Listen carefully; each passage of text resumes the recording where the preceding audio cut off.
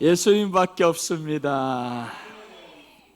오늘 레위기 1장 3절 말씀을 통해서 소위 번제 영적 의미 이런 말씀으로 전해드리겠습니다. 소위 번제 영적 의미입니다.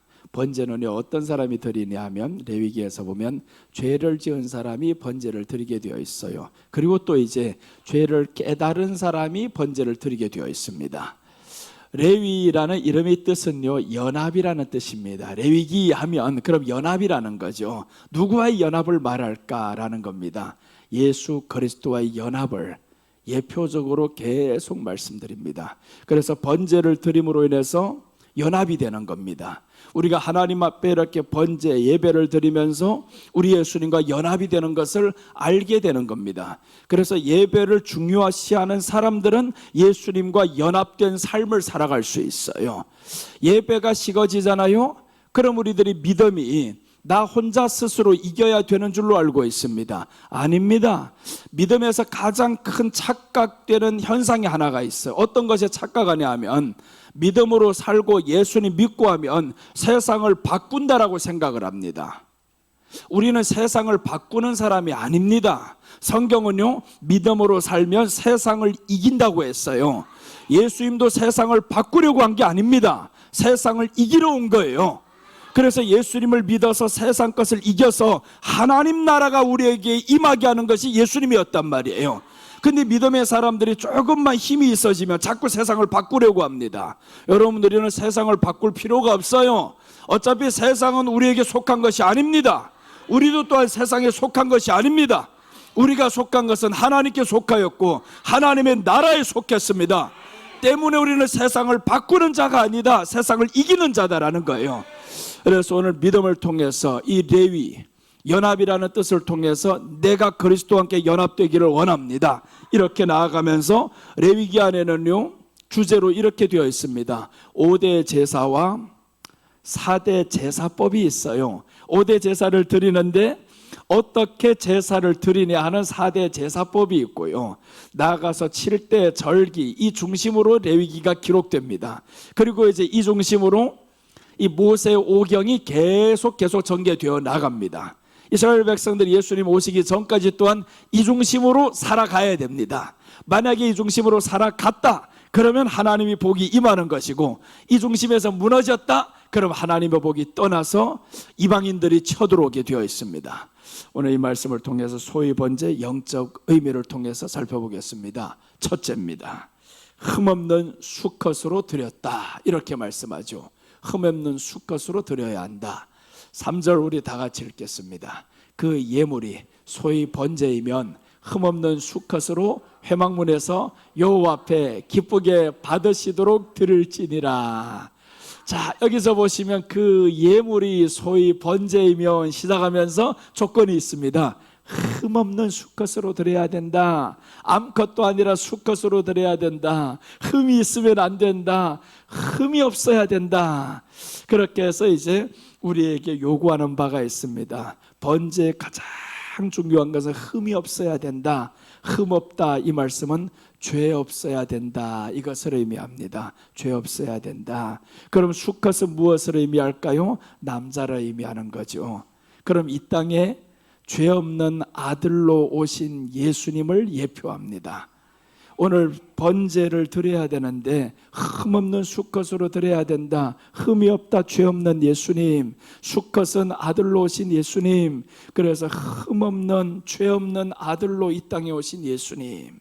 예수님께서 이 땅에 오실 때 죄 없는 사람으로 오셨어요. 그래서 예수님이 성령으로 잉태하는 겁니다.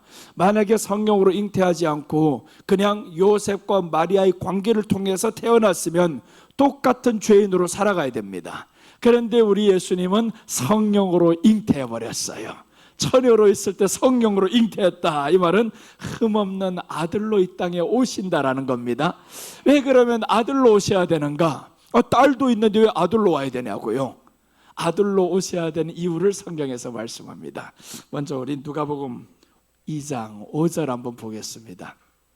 2장 5절 보시면 그 약혼한 마리아와 함께 호적하러 올라가니 마리아가 이미 잉태하였더라. 거기 있을 그때 해산할 날이 차서 첫 아들을 낳아 강보로 싸서 구유에 누웠으니 이는 여관에 있을 곳이 없음이러라. 오늘 마리아가 약혼했을 때 저에게 지금 잉태한 사실이 드러났습니다. 그런데 그 잉태는 마태복음에서 말씀하죠. 성령으로 잉태했더라.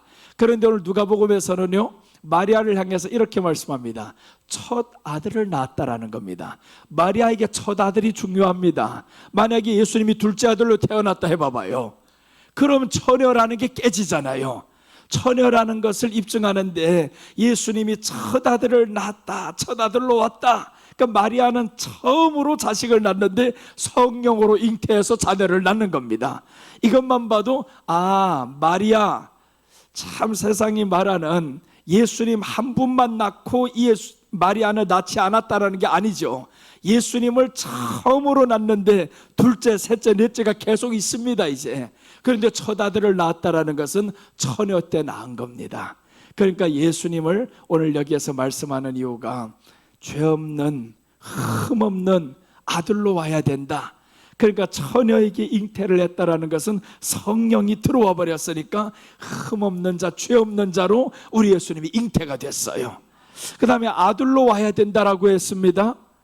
아니 딸로 와도 될 법한데 왜 아들로 오냐고요. 아들로 오는 이유를 성경이 설명합니다. 로마서 8장 16절 17절에서 이렇게 말씀합니다. 성령이 친히 우리 영과 더불어 우리가 하나님의 자녀인 것을 증언하시나니 자녀이면 또한 상속자 곧 하나님의 상속자요 그리스도와 함께한 상속자니 우리가 그와 함께 영광을 받기 위하여 고난도 함께 받아야 할 것이니라. 자, 자녀이면 또한 상속자 이렇게 말씀하죠. 상속은 아들에게 주어집니다. 그래서 이제 아들로 오셔야 되는데 그 상속을 잃어버렸던 사람이 아담이었어요. 아담이 하나님의 아들이었는데 그 상속을 잃어버렸습니다. 그러니까 상속을 잃어버렸으니까 이 뒤에 것들을 누리지도 못하고 살아가야 됩니다. 에덴 동산에서 하나님이 약속하셨던 것은 5가지 복이었습니다. 생육, 번성, 충만, 정복, 다스림 이렇게 했는데 에덴에서 쫓겨난 이후로부터 사라진 2가지가 있는 거죠. 정복과 다스림이 사라집니다. 그래서 노아에게도 똑같은 복을 하나님이 주신 것 같지만 사실은 달라요. 노아를 향해서 하나님이 방주를 지어라. 그리고 이제 방주에서 나왔을 때 노아에게 축복합니다. 생육하고 번성하고 충만하라 라고 말씀했어요. 뒤에 2가지는 없습니다. 사라졌습니다. 에덴 동산에서 쫓겨난 이 사람들에게 있어서는 정복이 안 됩니다. 다스림이 안 됩니다. 그래서 이제 정복과 다스림의 이 삶을 어떻게 살아가냐 하면 네가 내 안에 있으면 세상을 정복하게 될 것이고 내 안에 살지 않으면 너는 세상의 정복 땅에 살 것이고, 그러니까 이제 에덴 동산에서 쫓겨난 이 사람들에게 있어서 유일한 길 하나밖에 없습니다. 정복과 다스림의 조건이 있어요. 내 안이라는 겁니다. 하나님과 함께 있으면 정복이 되고 다스림이 되는데 그게 아니면 정복과 다스림이 안 됩니다. 그럼 우리가 오늘날 생각하면 되죠. 내 마음도 잘 다스려지지 않는 이유는 왜 그럴까? 하나님 안이 아닌 다른 데서 살았구나. 예수님이 내 안에서 계시고 내가 예수님께 정복당해서 살면 다스려져야 되는데 다스려지지 않습니다. 세상이 우리 마음대로 다스려지지 않습니다. 그 이유는 바로 우리가 하나님을 떠나서 살았다라는 겁니다. 그리고 나아가서 오늘 여기에서 그 상속자는 어떻게 된다고 했냐면 자녀이면 또한 상속자 곧 하나님의 상속자요 그리스도와 함께한 상속자니라고 했습니다. 예수님과 함께해야 상속을 누린다. 그런데 그 상속을 예수님은요 세상에서 누린다고 말씀하지 않고 천국에서 누린다고 했습니다. 새하늘과 새 땅이 이제 오는데 그때 하나님이 그곳에서 그리스도와 함께 1000년 동안 누린다고 했어요. 그러니까 우리가 이 세상에서는 이 세상 것들을 상속받아가면서 정복하면서 사는 게 아니구나. 세상은 믿음으로 이겨가는 것이구나. 그래서 우리가 기도를 이제는 바꿔야 되는 것이 세상의 악법을 자꾸 만들어 가잖아요. 하나님 저 악법 만들지 말게 해주세요. 이게 아니라는 거예요. 하나님 세상은 악하게 돌아가는 건 당연한 겁니다. 왜 그러냐면 하나님의 심판이 언제 이루어졌냐면 이 땅에 죄악이 관영했을 때 심판이 이루어졌었고요. 가나안 땅이 언제 멸망받냐 하면 40년 동안 광야에서 살게 한 두 가지 이유가 있습니다. 사람들은 그냥 이스라엘 백성들이 죄로 인해서 40년 산 줄로 알고 있어요. 물론 그건 첫째 맞습니다. 이 사람들이 가나안 땅에 정탐하러 갔는데 40일 동안 정탐하면서 보고를 하는데 우리가 저희들이 밥처럼 보인다라는 거예요. 우리는 메뚜기 같이 보인다라는 겁니다. 그런데 이제 바른 고백을 해야 되는데 자기들 메뚜기 같이 보이는 겁니다. 그래서 하나님이 그때 말씀하는 거예요. 너희들이 이 불평한 악담한 이 모든 말이 내게 들렸으니 하루가 1년이 되어서 40년이 되리라. 40년이 이렇게 됩니다. 그런데 더 중요한 이유가 있어요. 40년을 사는 동안에 가나안 땅에 죄가 가득히 찹니다. 그래서 죄가 가득히 차는 그때 하나님이 정복하게 만들었어요. 두 가지입니다. 세상은 죄로 차야 됩니다. 세상은 죄로 꽉 차야 하나님이 심판을 겁니다. 그래서 이제 구약 때도 마찬가지지만 소돔과 고모라가 죄가 관영했습니다. 그러니 심판해 버리잖아요. 마지막 우리가 사는 이때도 마찬가지입니다. 성경이 뭐라고 말씀했어요? 인자가 오는 때는 언제 되냐면 노아의 때와 같다, 소돔과 고모라의 때와 같다. 두 가지 특징이죠. 여기에 죄가 관영했다라는 겁니다. 노아의 때도 죄가 관영했었고요, 소돔과 고모라 때, 롯의 때도 죄가 꽉 찬 때였습니다. 그때 하나님이 심판합니다. 그러니까 마지막 때 죄가 관영하려면 어떻게 해야 돼요? 주여 이 세상을 정결하게 하옵소서. 이 기도는 틀린 거예요.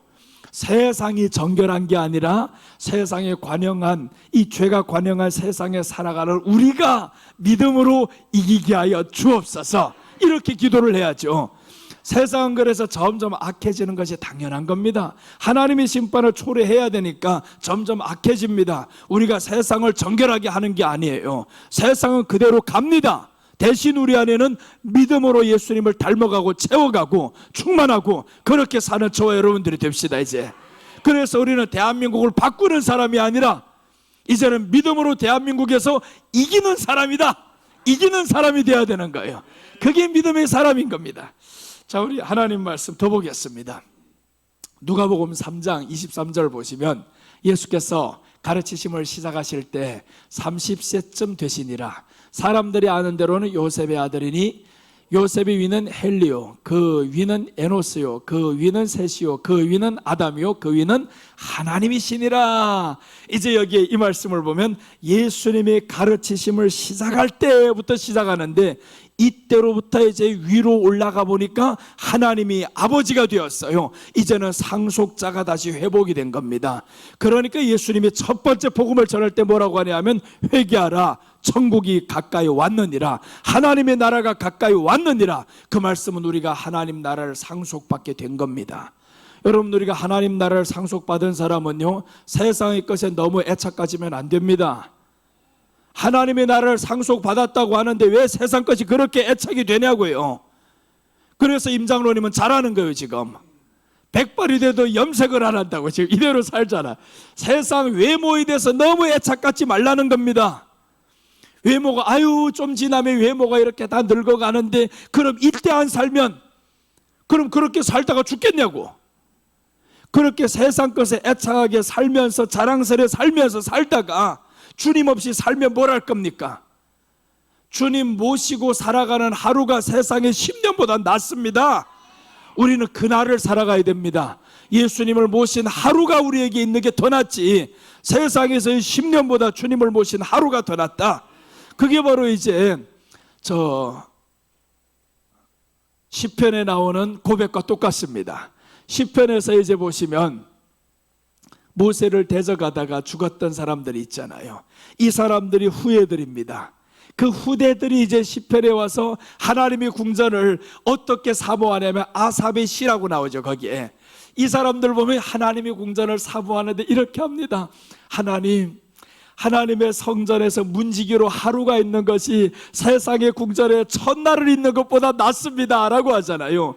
그러니까 하나님의 나라를 사모하면서 살아가는 하루가 세상의 첫날보다 낫습니다. 그렇게 고백해야 되잖아요.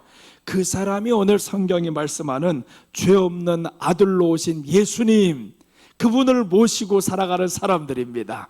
그래서 예수님은 이 땅에 죄 없는 아들로 오셨습니다. 왜 죄 없는 아들로 와야 되냐고요? 죄 있는 우리들을 용서하려고요.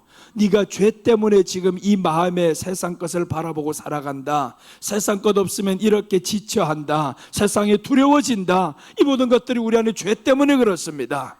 죄가 여전히 이렇게 있기 때문에 주님을 모셔야 되는데, 주님을 모시지 않은 삶이 바로 세상 것이 두려워진다라는 겁니다. 그러니까 다니엘이 세 친구를 보면 세상이 두렵지 않잖아요. 네가 만일 내게 절 한 번만이라도 하면 너 오늘 풀무불에 들어가지 않아. 그런데도 안 하잖아요. 안 하는 이유가 있죠. 내게는 하나님이 계시니 세상이 내게 복을 준다 해도, 다 준다 해도, 천금을 준다 해도 못합니다. 그런데 이 멍청한 사람들은 반대의 사람들이 있어요. 세상에 아무것도 준다 소리도 안 하는데 세상으로 쫓아나가는 사람들이 있어요. 세상에 보이려고 하는 사람들이 있습니다. 여러분, 우리들의 아름다운 얼굴을 누구에게 보여야 됩니까? 신부와 신랑이 결혼할 때 그 아름다운 얼굴을 누구에게 보여야 됩니까? 예전에는요, 우리 결혼식 할 때 어떻게 했냐면 우리 어르신들 보면 뭘 쓰고 했잖아요. 너울을 썼잖아요. 요즘에는요, 너울을 안 써. 이거 다 드러내버리고요, 여기도 다 드러내놓고요, 세상의 모든 남자들이야 보시옵소서 하는 것 같아. 이거 그렇잖아. 이게 지금 그렇게 되어버렸어요. 여러분, 세상이 옛날엔 그렇지 않았어요. 성경시대에 보면 리브가가 이제 이삭에게 올 때 어떻게 했냐 하면 이삭이 있는 줄 알고 이거 써버렸잖아요. 아, 내가 있는 이 얼굴은 이제 내 신랑들의 저분에게만 보여야 돼. 옛날에 결혼식을 보면 저 중국도 그랬잖아요. 빨간 면사포 같은 거 딱 쓰고 들어오잖아요. 들어올 때 아무도 보지 말아야지. 그리고 이제 딱 밤에 들어오면 남자가 긴 나무로 해가지고 쓱 열어보면 와 놀라잖아요. 불빛이 그 밑에만 있단 말이에요. 얼굴이 환하게 보이려고.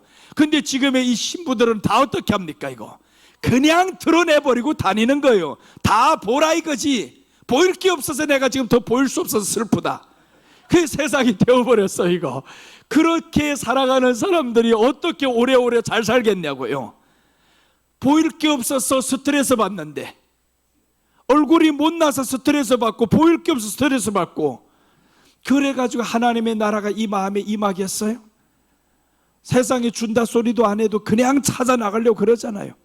그러니까 세상이 우리를 유혹할 필요가 없어. 이거 얼마나 마귀가 쉽게 먹습니까? 이거 예전에 초대교회는 마귀가 어렵게 싸웠어. 이거 사람들 한번 자기 편으로 만들려면 너무 힘들었는데 지금 만들 필요도 없습니다.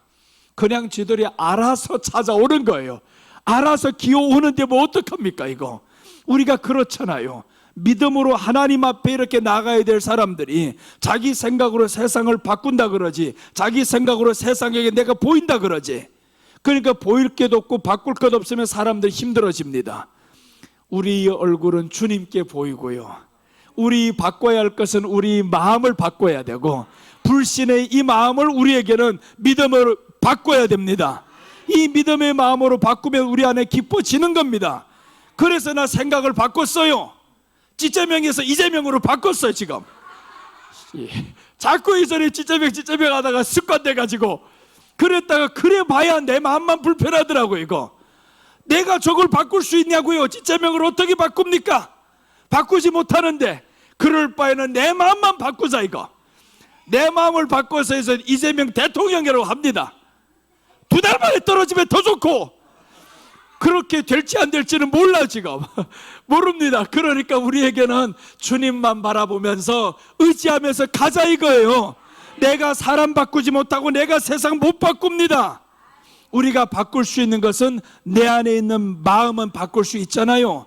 미워하는 이 마음에서 미움만 없앨 수 있잖아요. 지금 누가 사랑해래요? 미워하는 사람? 사랑은 못할 망정 미워하지는 말자. 이제 그렇잖아요. 어떻게 전까지 어제까지 미워했던 사람은 오늘 당장 사랑합니까? 사랑은 못해요. 그래서 이제 보면 이 새로운 대통령이 취임식할 때 이번에도 웃기는 장면들 나오잖아요. 예전에 이제 윤석열 대통령이 되었을 때 어제까지 저주를 퍼붓었는데, 그 김건희 여사를 저주를 퍼부었는데 갑자기 그 앞에 서가지고 웃음이 바뀌려니까 얼마나 어색한 웃음. 그게 바로 예전에 있었던 윤호중 의원이 그래가지고 막 볼매를 맞았잖아요. 이번에 마찬가지더라고요. 김혜경 여사를 향해가지고 사람들 그렇게 손가락질하다가 그 앞에 가니까 환한 웃음으로 또 이제 악수하고 그러잖아요. 이야, 세상이 그렇구나. 이렇게 바뀌었을 때 그 앞에서 어떻게 사람들이 그 굳은 얼굴로 표정으로 나갈 거냐고요. 그게 대단한 사람들입니다. 이 마음을 바꾸는 거예요. 어제까지 미워했던 이 사람 신분이 바뀌었고 결과가 바뀌었으면 주여 내 마음도 이제는 사랑을 못할 망정 미움은 없애야 되겠습니다. 미워하면 누가 힘드냐? 나만 힘들어요. 내가 미워한들 바꿔집니까? 바뀌지 않아요. 김정은 아무리 저주하고 미워해봐야 저놈이 죽어요? 죽지 않아요. 이거 저주하는 내 입만 힘들어요. 기도하는 나만 힘들어요. 아버지 죽게 해주세요. 죽게 해주세요. 야, 네 마음이 죽어간다.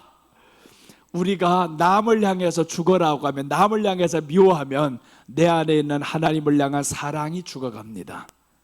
그래서 오늘 죄 없는 아들로 오신 예수님을 통해서 우리 안에 있는 죄도 용서받게 하옵소서. 그래서 이 죄가 용서받고 주님 안에서 깨끗함으로 정결함으로 믿음으로 살아가는 저와 여러분 되시기를 축원합니다. 소위 번제 영적 의미 둘째입니다. 둘째 보시면 여호와 앞에 기쁘게 받으시도록 드립니다. 3절입니다. 그 예물이 소위 번제이면 흠없는 수컷으로 회막문에서 여호와 앞에 기쁘게 받으시도록 드릴지니라. 자 보세요. 번제를 드렸습니다. 흠없는 수컷으로 드렸어요. 그럼 이제 두 번째 해야 되는 것 있죠. 여호와 앞에 기쁘게 받으시도록 드려야 된다. 예수님 오시기 전까지 한 사람도 하나님 앞에 기쁨이 될 만한 사람이 없습니다. 가다가 나타나는 사람은 있었죠. 노아 같은 사람, 에녹 같은 사람, 아브라함 같은 사람, 이렇게 가다가 가뭄에 콩나듯 그냥 조금씩 나오기는 했어요. 그런데 이 사람들이 일생이 주님을 기쁘게 했습니까? 그렇지 않아요. 단막극입니다. 조금씩. 노아를 통해서 보면 정말 그 시대의 의인이라고 했는데 방주에서 나오자마자 술에 취합니다. 보세요. 하나님의 기쁨이 아니잖아요. 방주에서 나왔는데 둘째 아들이 저주받습니다. 그 입으로 저주를 하는 겁니다. 이렇게 계속 가면서 하나님의 그 일생을 통해서 하나님의 기쁨이 될 만한 사람이 없었어요. 그 순간순간 하나님의 기쁨은 되었죠. 그런데 하나님께는 슬픔이 더 많았습니다. 아브라함 믿음의 조상이라고 하는데 86세부터 99세 동안 하나님이 나타나질 않았어요. 그 믿음의 조상이라는 사람도. 그러니까 하나님께는 완전히 일생을 기쁘게 드린 사람이 없습니다. 그러니까 예수님이 오기 전까지는 하나님의 슬픔이 여전히 계속 이어집니다. 그런데 예수님이 오면서 하나님의 슬픔이 끊어지고 기쁨의 시작이 됩니다. 예수님은 일생을 하나님께 기쁨이 되었습니다. 태어나면서부터 하나님께 기쁨이 되었고, 사역을 시작하면서 기쁨이 되었고, 죽기 전에 기쁨이 되었고, 죽어서 기쁨이 되었고, 기가 막히잖아요. 일생 전체가 하나님의 기쁨이 되었어요. 여러분들 자식 새끼 하나 낳았는데 이놈이 태어나서 죽을 때까지 기쁨이 되면 얼마나 좋겠어요. 그런 자식이 태어나면 얼마나 좋겠냐고요. 좀 키우다 보면 아유 저놈 낳고 내가 미역국 먹었나 그런 소리를 다 안 해봤어요? 다 한단 말이에요. 그런데 하나님도 안 그러시겠어요? 하나 만들어 놨는데 이거 지금 아닌 거, 이거 아무리 봐도 아닌 거, 이거. 그러다가 갑자기 어느 날 예수님이 땅에 오시는데 일생 전체가 호흡하는 것마저도 하나님의 기쁨이 되어버렸어요. 얼마나 하나님이 기뻤으면, 마태복음 3장 16절에서 보시면 하나님이 소리에서, 하늘에서 소리치는 겁니다. 자, 마태복음 3장 16절 봅니다. 예수께서 침례를 받으시고 곧 물에서 올라오실새 하늘이 열리고 하나님의 성령이 비둘기같이 자기 위에 임하심을 보시더니 하늘로부터 소리가 있어 말씀하시되 이는 내 사랑하는 아들이요 내 기뻐하는 자라 하시니라. 하나님이 드디어 예수님을 보면서 내 기뻐하는 아들이라, 내 사랑하는 자다라고 했어요. 그런데 모든 하나님 앞에 살아갔던 사람들은요, 사랑하는 사람은 다 맞아요. 하나님이 다 사랑했습니다. 그런데 하나님의 기쁨은 되지 않았어요. 내 기뻐하는 자라 했던 것은 없습니다. 예수님을 향해서는 하나님이 내 기뻐하는 자라, 예수님의 일생을 하나님의 기쁨이 되었습니다. 자, 오늘 이 말씀을 통해서 하나님의 기쁨이 되신 예수님을 의미합니다. 하나님의 기쁨이 되었어요. 우리가 예수님을 믿었다, 예수님을 마음에 모셔드렸다, 그럼 우리도 이제는 하나님의 기쁨이 되도록 살아가야 됩니다. 하나님을 의식해야 되는 겁니다. 믿음에 있어서 하나님을 의식해야 되는데, 이 하나님을 의식하지 않는 것은 믿음이 아니라는 거예요. 교회만 오래 다녔어도 여러분, 이제 자식들이 어떤 것이 혼외하면 내게 있는 이 부모가 옆에 있으면 부모를 의식하는 것이 믿음이라는 거예요. 무시하면 안 되잖아요. 우리 하나님이 내 곁에 있고 내 안에 있는데 그 하나님을 무시해버리면 이건 믿음이 아닙니다. 예수님은 한 번도 하나님을 무시하는 행동이 없어요. 그래서 예수님은 이렇게 말씀합니다. 내가 하는 모든 말은 아버지께서 하라고 하는 말만 한다. 아버지께서 하라고 하는 말, 자의로 하는 말이 없다. 하나님이 내게 하라고 하신 말씀은 내가 다 할 것이고, 하나님이 시키시는 일만 나는 할 것이다. 그게 예수님이었어요. 그래서 예수님이 이제 우리 안에 성령으로 오셨습니다. 성령으로 오셨으면 그러면 우리가 자녀이면 또한 후사 되었다 했죠. 하나님의 후사가 되었으면 예수님이 하나님의 기쁨이 되었던 것처럼 우리가 하나님의 기쁨이 되어야 됩니다. 그러니까 하나님의 기쁨이 되도록 살아가야 하나님의 기쁨이지. 자식 새끼 하나가 있는데 계속 나가서 쓸데없는 짓만 하고 돌아다니고 해봐봐요, 이거. 그러면 기쁨이 안 되잖아요. 막 나가는 자식 보면서 어느 부모가 야 잘한다, 세상에 너같이 출세할 자가 세상에 없어 보인다 할 사람이 없잖아요. 그러니까 우리가 예수님 앞에 기쁨이 되려면 점수를 따야 되는 겁니다. 자꾸 점수 따려고 우리는 그 안에서 노력을 해야 되죠. 노력 안 하는 놈이 어떻게 점수를 땁니까? 나는 태생으로 머리가 좋아서 공부할 필요가 없어, 이런 사람이 있냐고요? 없습니다. 우리는 하나님 앞에 이제는 믿음이라는 것이 들어왔어요. 믿게 되었습니다. 믿음에 있어서는 노력이 있어야 됩니다. 노력으로 구원받는 것은 아닙니다. 이 노력으로 우리가 뭘 해야 되냐면 하나님을 의식하면서 예수 그리스도를 닮도록 노력하는 겁니다. 노력 없는 믿음의 성장이 없습니다. 노력이 있어야 되는 겁니다. 그래서 우리 예수님은 이 땅에 태어나면서부터 죽는 그 순간까지 끝까지 하나님의 자녀로 살도록 노력합니다. 자신을 한 번도 버리지 않잖아요. 자기를 방탕에 내버려 두지 아니하고 끝까지 하나님의 이름 앞에서 살아가리이다. 그래서 예수님은 하나님의 슬픔을 한 방에 끊어버린 사람, 그리고 한 번에 하나님의 기쁨이 될 만한 사람. 그래서 예수님 이후로부터는 하나님의 기쁨이 이제부터는 시작이 됩니다. 아담을 에덴 동산에서 쫓아낼 때 누구 더 아플까요? 하나님의 마음이 더 아파요. 내가 만들어 놓은 이 사람, 내 영을 불어넣은 이 사람, 모든 정권을 다 주었던 이 사람을 쫓아내야 되는 이 하나님의 마음을 어떻게 표현하냐 하면, 하나님이 저에게 쫓아내기 전에 하신 일이 있습니다. 아담에게 가죽옷을 지어 입히시고 그리고 쫓아냅니다. 그러니까 가죽옷을 지어 입힐 때는 하나님의 약속이 담겨 있는 거죠. 아담, 내가 너를 쫓아내는 이 슬픔과 함께 엄청난 기대를 또한 걸고 있는 게 있다. 너 조금만 기다리면 나 다시 만날 수 있어. 그게 가죽옷이었어요. 그러니까 아담은 이제 쫓겨나서 살아가면서 가죽옷을 입고 살아가야 됩니다.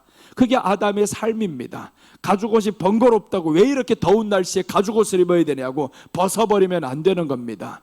우리가 예수님 믿다 보면 때로는 번거로울 때가 있어요. 이런 일 저런 일 툭툭 이제 걸거칠 때가 있고, 그렇다고 벗어버리면 안 된다라는 거죠. 아담의 삶을 통해 보면 벗어버리질 않았어요. 끝까지 쫓겨나서부터 하나님 앞에 살아가면서 자녀를 낳았더라 했는데 800년 동안 자녀를 낳았어요. 하나님 앞에서. 그러니까 하나님 앞에서 이 사람은 살아갔습니다. 가죽옷을 벗지 않고 살아갔어요. 그 모습을 본 사람이 아벨이었습니다. 그 아벨은 아버지가 가죽옷을 입고 있는 그 모습을 보았어요. 그 가죽옷이 바로 하나님 앞에 드려지는 제사가 아닙니까? 제사가 하나님 앞에 드려지는 가죽옷입니다. 자, 우리 오늘 창세기 한번 보겠습니다. 하나님의 이 슬픈 마음을 여기에서 읽을 수가 있습니다. 창세기 3장 21절 23절 보시면 여호와 하나님이 아담과 그의 아내를 위하여 가죽옷을 지어 입히시니라. 여호와 하나님이 에덴 동산에서 그를 내보내어 그의 근원이 된 땅을 갈게 하시니라. 여러분 여기에 보면 가죽옷을 누구만 입혔냐 하면 아담만 아니잖아요. 아담과 그의 아내에게 가죽옷을 지어 입혔습니다. 아담과 그의 아내, 이 두 사람이 합하여서 사람인 겁니다. 두 사람이 합하여.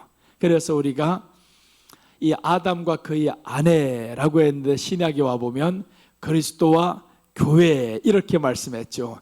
그러니까 교회와 예수님이 합해져야 이게 진정한 사람이라는 겁니다.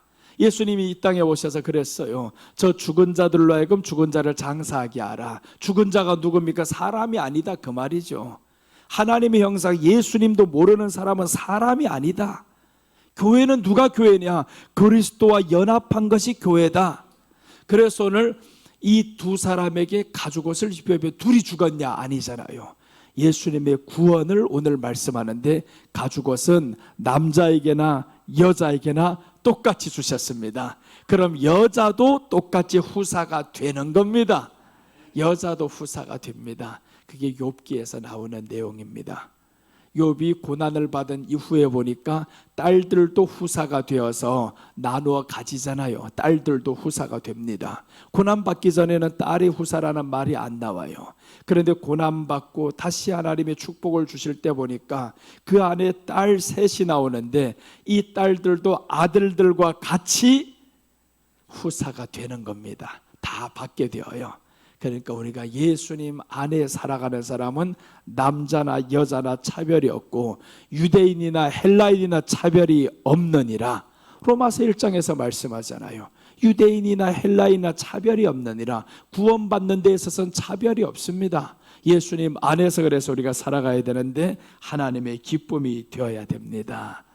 자, 누가복음 17장 5절 보시면 이 말할 때 호련히 빛난 구름이 그들을 덮으며 구름 속에서 소리가 나서 이르시되 이는 내 사랑하는 아들이요 내 기뻐하는 자니 너희는 그의 말을 들으라 하는지라. 제자들이 듣고 엎드려 심히 두려워하니 저들이 들었어요. 하늘에서 나는 이 소리를 들으면서 깜짝 놀라잖아요. 여러분들이 길 갈 때 누군가가 하늘에서 큰 소리로 막 소리 나는 그 소리가 들려봐요. 스피커에서 나오는 소리는 아닌데 분명히 번개 팡팡 치면서 소리가 하늘에서 들린다? 이거요 정신 나갑니다. 그게 느부갓네살 왕 벨사살 때 일어나는 겁니다. 벨사살 왕이 이제 아버지보다 더 악해요 이놈이. 그래서 이제 저 예루살렘에서 가져온 모든 술잔들 그걸 술잔으로 씁니다. 하나님 앞에서 드려야지 하는 잔들 가지고 술잔으로 쓰다 보니까 거기에 자기들 술 마시고 퍼먹고 있는데 갑자기 웬 소원이 나타나가지고 벽에다가 글을 쓰기 시작하는 거예요. 세상에 이런 벽에 글이 써진다 이거 상상도 못합니다. 그러니까 저놈이 놀라가지고 저게 웬일이냐 글 뜻도 읽지 못하겠고 그 벽에 글이 쓰여집니까? 그게 돌로 된 벽인데 거기에 글이 쓰여지는 거예요. 이 사람이 깜짝 놀라버립니다. 그래서 이제 자기 나라에 있는 모든 술사들을 다 불러서 저 글뜻을 좀 읽어봐라. 뭔 속으로 읽겠어요 이거. 알아야 읽지 못 읽습니다. 다니엘이 와서 그 뜻을 알려줍니다. 자 보세요. 뜻은 안 좋습니다. 저들을 심판한다는 뜻이었어요. 그런데 그 사람이 받아들입니다. 그 속에 있는 이 모든 뜻을 해석해 준 이 다니엘이 그 뜻을 알고 받아들이는 겁니다. 놀랐다 이 말이죠. 지금까지 그런 일을 본 적이 없는데 오늘 이 제자들이 놀라는 이 마음을 이해할 수가 있어야 됩니다. 그 조용한 가운데 우리가 지금 따라간 거는 몇 사람도 안 되는데, 그런데 아무리 봐도 그때 당시에 스피커도 없잖아요 이거. 그런데 저기에서 보니까 세상에 이는 내 사랑하는 아들이요 내 기뻐하는 자니 너희는 그의 말을 들으라 하는 거예요. 분명히 저들을 통해 말합니다. 너희는 그의 말을 들으라는 거예요. 얼마나 놀랐겠어요 지금. 그래서 제자들이 듣고 엎드려 심히 두려워하니, 너무 놀랐어요 지금. 심히 두려웠다. 그래서 이 사람들이 같이 내려와서 예수님 따라가는 거죠. 우리가 하나님 앞에 기쁨이 되는 예수님임을 알 수 있는데, 제자들에게 들려주신 이유가 있어요. 봐라, 너희들 따르고 있는 이 스승이 나의 기쁨이 된 사람이다. 그러니까 너희들이 그를 따를 때 그의 말을 들으면 내 기쁨이 또 될 것이다. 그래서 오늘 우리가 주님의 기쁨이 되도록 기도하면서 나아가야 됩니다. 자, 오늘 소위 번제임이 영적 의미입니다. 소위 번제 영적 의미, 첫째는 흠없는 수컷으로 드렸습니다. 죄 없는 아들로 오신 예수님의 의미였고, 소위 번제임이 영적 의미 둘째입니다. 여호와 앞에 기쁘게 받으시도록 드렸습니다. 하나님의 기쁨이 되신 예수님. 소위 번제 영적 의미 셋째입니다. 번제로 드립니다. 3절 다 같이 읽겠습니다. 그 예물이 소위 번제이면 그 흠없는 수컷으로 회막문에서 여호와 앞에 기쁘게 받으시도록 드릴지니라. 자, 여기에서 번제로 드려야 된다라는 거죠. 그냥 다른 제사가 아닙니다. 화목제, 다른 소제 이런 것들이 아니라 번제로 드려야 된다. 이 번제는 어떻게 드리는 것이냐 하면 죽이는 것이 번제입니다. 죽이고 가죽 벗기고 각을 뜨고 내장을 씻고 태우고, 그리고 완전히 다 태워서 드리는 것이 번제입니다. 그러니까 그냥 죽여서 가서 파묻은 게 아닙니다. 묻어버리는 게 아니었어요. 죽인 다음에 가죽을 벗기고 각을 또 뜨고 각 마디마디 다 떨어지는 것을 의미해요. 완전히 죽여서 하나님 앞에 드리는 것이 번제입니다. 그럼 이 말씀을 통해 보면 예수님께서 피와 물을 쏟으시는 장면을 말씀하는데, 얼마나 처참하게 죽고 비참하게 죽고, 이렇게 죽었을 때 하나님이 받으셨고 기쁨이 되었어요. 그러니까 예수님은 이 땅에 오셔서 피와 물을 쏟는 장면들을 지금 말씀하는 겁니다. 번제로 드렸다라는 것은 피와 물을 쏟으신 예수님입니다. 피와 물을 쏟았는데, 이제 한번 십자가의 모습을 보겠습니다. 어느 정도로 피와 물을 쏟냐 하면 요한복음 19장 32절입니다. 군인들이 가서 예수와 함께 못 박힌 첫째 사람과 또 다른 사람의 다리를 꺾고 예수께 이르러서는 이미 죽으신 것을 보고 다리를 꺾지 아니하고 그중 한 군인이 창으로 옆구리를 찌르니 곧 피와 물이 나오더라. 피와 물이 나오더라. 물은 언제 나오냐 하면 이 마지막 피가 고여있는 곳이 있대요. 사람이 심장에 마지막 피가 고여있답니다. 이 모든 세포 속에, 이 피부 속에 다 있던 이 피들은 벌써 십자가 못 박히기 전부터 채찍에 맞으면서 머리에 피는 그 가시면류관을 쓰면서, 그래서 가시면류관 팍 찢겼을 때 이 안에 찢겨서 피들이 줄줄줄 흐르고, 그게 우리가 그냥 예수님 고난, 순환 영화를 봐서 그렇지, 가시가 얼마나 큰 거면 팍 찔려 들어갈 때 우리는 자그마한 가시만 찔려도 그렇게 아픈데, 그거 팍 찌르고 온몸에 피투성이로 다 찢겨진 이 몸 상태로 거기에다 대고 또 이제 십자가에 못을 박아요. 그래서 못 박혀서 그 6시간을 매달려 있습니다. 그러니까 피는 벌써 다 나올 대로 다 나왔어 이거. 그런데 피와 물이 쏟아졌단 말이에요. 마지막에 피는요 찔러야 나오는 것인데 그게 심장입니다. 그래서 이제 옆구리를 통해서 오늘 성경이 말씀하죠. 그중 한 군인이 창으로 옆구리를 찌르니, 그 창이 예수님이 이렇게 달려있는 옆구리 찔러면 어떻게 찔러야 되겠어요? 그 아래에서 확 위로 찔러야 되잖아요. 찌르면 여기를 통해서 들어가는 곳이 심장을 관통한단 말이에요. 그래서 죽은 사람에게 심장의 피까지도 다 뽑아버립니다. 심장의 피까지 다 뽑아서 흐르게 만들었는데 피가 다 나오고 나니 마지막에 물이 나왔더라는 거예요. 피와 물을 쏟으신 예수님, 이게 바로 번제라는 겁니다. 그럼 여러분, 우리가 번제라는 뜻을 알았을 때 이스라엘 백성들이 죄를 지었을 때마다 번제를 드렸단 말이에요. 그럼 번제 드릴 때마다 우리를 위해서 처참하게 죽어갈 이 메시아, 그것을 이 사람들이 알고 지내야 되는데 뜻을 모르면 저들은 그냥 형식적으로 가버릴 거예요. 뜻을 모르고 가면. 그래서 이제 훗날에 보면 이 사람들이 회복하는 것이 있습니다. 이스라엘 백성들이 타락했다가 다시 한번 하나님의 복을 받을 때면 회복하는 것이 하나가 있는데 번제와 유월절을 회복합니다. 유월절과 번제를 회복하고 그 다음에 번제를 드렸을 때 하나님의 저주가 끊겨지고, 이 모든 것이 성경에 나와 있습니다. 자, 한번 사무엘하 24장 25절 보시면 번제를 통해서 하나님의 저주가 끊어집니다. 자, 봅니다. 그곳에서 여호와를 위하여 제단을 쌓고 번제와 화목제를 드렸더니 이에 여호와께서 그 땅을 위한 기도를 들으시매 이스라엘에게 내리는 재앙이 그쳤더라. 번제를 드렸습니다. 이 번제를 드렸더라는 그 숫소를 암컷을 가져와 수컷을 가져와서 처참하게 죽여버립니다. 이렇게 번제로 하나님 앞에 태웠어요. 화목제를 또한 드려서 태웠습니다. 그렇게 해서 하나님 앞에 다 드렸더니 재앙이 그쳤더라는 거예요. 번제를 하나님 앞에 드리고요, 화목제는 사람들과의 화목입니다. 나눠주는 것이에요. 이 두 가지를 하나님 앞에 드렸더니 하나님께서 그때 이제 재앙이 그쳤더라. 그래서 예수님께서 처참하게 우리를 위해 죽어주면서 우리에게 주는 것이 있습니다. 바로 내 살을 주는 겁니다. 떡을 떼어주시면서 이르시되 이것은 너희를 위해 주는 내 살이다. 내 떡이다 하잖아요. 살을 주고 포도주를 주면서 너희를 위해 흘리는 바 나의 피다라고 합니다.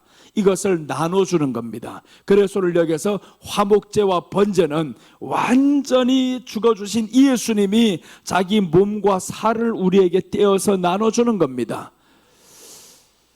그래서 오늘 예수님이 이렇게 나눠줌으로 인해서 결국에 재앙이 그쳤어요. 이제는 하나님의 심판이 그치고 재앙이, 축복이 이제 시작이 되는 겁니다. 히스기야 때 보면 하나님의 사람들이 이렇게 하면 안 됩니다. 히스기야 아버지 아하스라는 사람이 있어요. 얼마나 악했냐면 이 몰렉에게 드려야 하는 이런 제사는요, 12살 아래 아이들, 팔팔 뛰는 그 어린 아이들, 딸은 안 됩니다.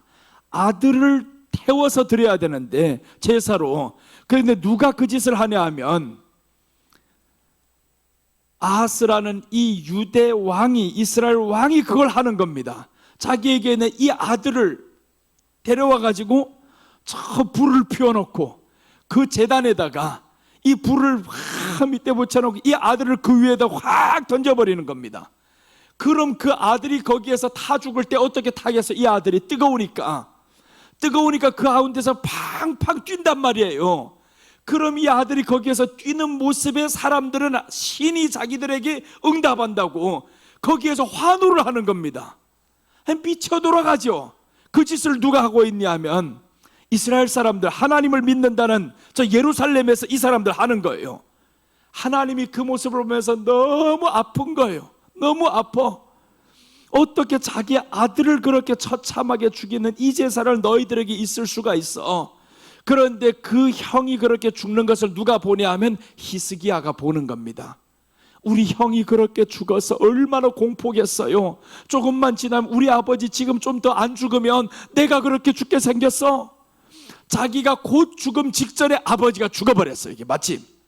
그래서 히스기야가 이제 왕이 되면서 이 모든 것을 없앱니다. 자, 이제 한번 역대하 30장 15절 16절 보십니다. 둘째 달 14째 날에 유월절 양을 잡으리. 제사장과 레위 사람이 부끄러워하여 성결하게 하고 번제물을 가지고 여호와의 전에 이르러 규례대로 각각 자기들의 처소에 서고 하나님의 사람 모세의 율법을 따라 제사장들이 레위 사람의 손에서 피를 받아 뿌리니라. 이 제사장들이 뭔 짓을 했겠어요? 아들을 죽이는데 다른 제사를 드렸던 거죠. 저들이 이제 부끄러움을 당합니다. 부끄러워하여 제사장들이, 왕이 그렇게 행동을 하면 제사장이, 선지자 이런 사람들 가서 책망을 해야 되잖아요. 왕이요, 우리나라에서는 그거 허용이 안 됩니다. 그렇게 해야 되는데 금송아지 신상 다 섬기는 건 둘째치고 이제는 아들을, 그 어린 놈을 그 불에다 태워 죽이는 이 일을 지금 이스라엘 유대에서 하는 겁니다. 그래서 이제 히스기야가 왕이 되면서 이것을 가슴 치면서 하나님 앞에 유월절을 회복하는 겁니다. 유월절은 하나님이 가장 기뻐하는 절기입니다. 그래서 그 유월절은 예수님의 죽으심을 예표하는데, 여기에서 유월절과 함께 뭘 드리냐? 번제물을 가지고 번제를 드렸다 이 말이죠. 번제를 드렸습니다. 그러니 하나님이, 그 이스라엘 나라는 이미 다 망해서 다 그랬는데 이 남유다는요 좀 강했어요. 그런데 이제 그 다른 나라들에서 아수르는 둘째치고 북이스라엘과 그때 이제 아몬이란 두 나라가 연합이 되어 가지고 이 나라를 쳤습니다. 쳤는데도 자기들 힘이 없어 이제. 그런데 이 시기에 지금 히스기야가 왕이 됩니다. 그러니까 자 보세요. 북이스라엘이 우리를 쳐도 힘이 없어요. 아몬이 쳐도 힘이 없어요. 이럴 때 아수르가 치면 힘이 있겠습니까? 힘이 없어요. 그러니까 아수르에서 나오는 그 산발랏이 아무리 저주를 해도, 랍사기를 통해 저주를 해도 힘이 없다 이 말이에요. 내가 말 2000피를 너에게 줘도 달릴 수 있는 사람이 없어. 맞아요. 힘이 없습니다. 나갈 수 있는 사람 없어요. 이때 이 사람이 했던 것은 유월절을 드립니다. 유월절 드리고 번제를 드렸어요. 내가 싸울 수 있는 힘이 없을 때 하나님이 그날 밤 18만 5천 명을 죽여버렸습니다. 역사상 처음으로 하나님이 죽여버린 겁니다. 모든 전쟁에 보면요 사람이 나가 싸워야 됩니다. 그럼 여러분 여기에서 우리에게 주는 교훈이 있겠죠. 네가 나갈 수 있는 힘이 없냐? 손을 들 수 있는 힘이 없냐? 내가 너와 함께해서 내가 너희 앞에 가서 죽이리라. 하나님이 함께 하셨어요. 유월절과 번제를 드렸더니 내게는 힘이 없지만 하나님이 앞서서 싸워버리니까 18만 5천 명을 죽여버렸습니다. 여러분, 우리가 힘이 없을 때 하나님 앞에 유월절, 번제, 그것은 오늘날로 말하여 예수님으로 예배 드리는 겁니다. 예수님으로 드리지 않았던 이 사람들 보세요. 번제가 뭔지도 모르는 사람들 다 형식으로 가버리니까 감동이 없잖아요.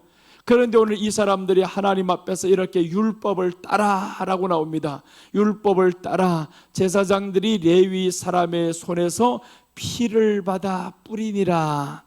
이제는 레위 사람들이 먼저 회복합니다. 하나님 앞에서 그 성전의 의무와 이런 것들 다 해야 될 사람들, 이런 사람들이 자기 직분을 회복했어요.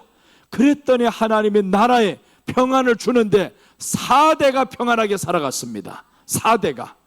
여러분, 우리가 정말 하나님 앞에서 우리가 해야 할 의무가 주님을 찾는 겁니다. 주님을 의지하는 겁니다.